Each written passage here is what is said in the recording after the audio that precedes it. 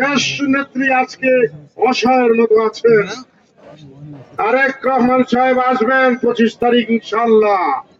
আসলে একটা রেজাল্ট হবে, কারণ আল্লাহ যারা বেশি লোক তাদের পক্ষেই থাকেন, ন্যায়ের পক্ষে থাকেন, নীতির পক্ষে থাকেন। আপনারা কোনো ক্রমে ঘাবড়াবেন না। আমরা কেউ না আসতে পারলেও আপনারা আন্দোলন 30 তারিখ পর্যন্ত আপনাদেরকে চলেই যেতে হবে। তাই আপনাদেরকে ধৈর্যের সহিত আজকের মশাল মিছিল খুব সাবধানে যাবেন, কারণ দলের স্বার্থ আমাদের দেখতে হবে, সাধারণ মানুষের স্বার্থ আমাদেরকে দেখতে হবে।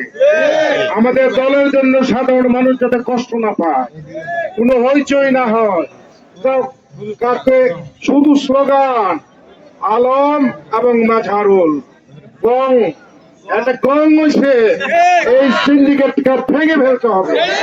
ইনশাল্লাহ আমরা জয়ী হব, আমরা কামিয়াব হব।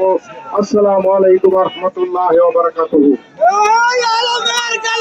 আপনারা মশালগুলা নিয়ে সাইডে যান। এর আগে আমাদের নেতা যেহেতু আসবেন তারেক রহমান, তার নামে একটা স্লোগান হবে না?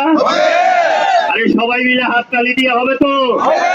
কিশোরগঞ্জে সবাই যদি হাততালি দিয়ে তালি দিয়ে তারেক রহমানকে স্বাগত জানান, তাহলে সারা কিশোরগঞ্জ